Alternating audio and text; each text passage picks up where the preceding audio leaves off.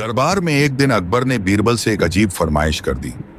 मुझे एक ऐसा महल चाहिए जो हवा में लटका हो। दरबारी हंसने लगे।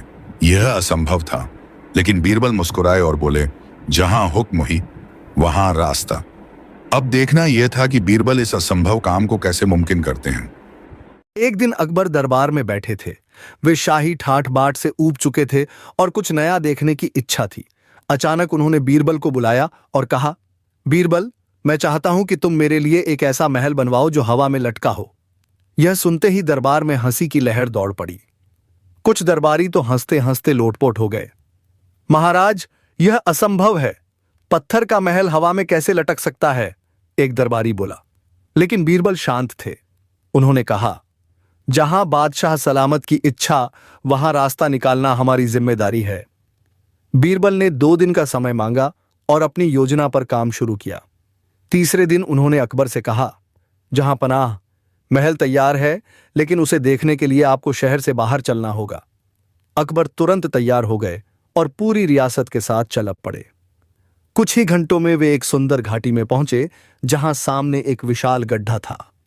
गड्ढे के ऊपर एक मजबूत पुल था और पुल के बीचों बीच एक शानदार महल खड़ा था। अकबर और दरबारी चौंक गए। यह तो सच में हवा में लटकता महल था। अकबर ने खुशी से पूछा, बीरबल, यह कैसे संभव हुआ? बीरबल मुस्कुराए और बोले, जहां पनाह, यह महल जमीन पर नहीं बल्कि पुल पर बना है और पुल गड्ढे के ऊपर है, इसलिए यह जमीन से नहीं जुड़ा हुआ और देखने में हवा में लटकता लगता है। दरबारी यह सुनकर दंग रह गए और हंसी से लौटपोट हो गए। वाह बीरबल, महाराज ने हवा में महल मांगा था और तुमने उनका सपना सच कर दिया। एक दरबारी बोला।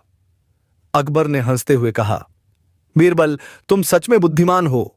तुमने मेरी बात का मजाक नहीं उड़ाया, बल्कि अपनी चतुराई से इसे सच कर दिखाया।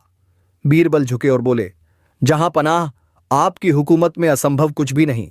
अकबर और सभी दरबारी हंसते रहे और बीरबल की चतुराई की तारीफें होती रही। इस तरह बीरबल ने एक और बार साबित कर दिया कि उनकी बुद्धिमानी के सामने कोई चुनौती बड़ी नहीं। अगर आपको ये मज़ेदार कहानियाँ पसंद आई तो इस वीडियो को लाइक कर दीजिए और मेरे चैनल पर और भी ऐसी कहानियाँ सुनिए।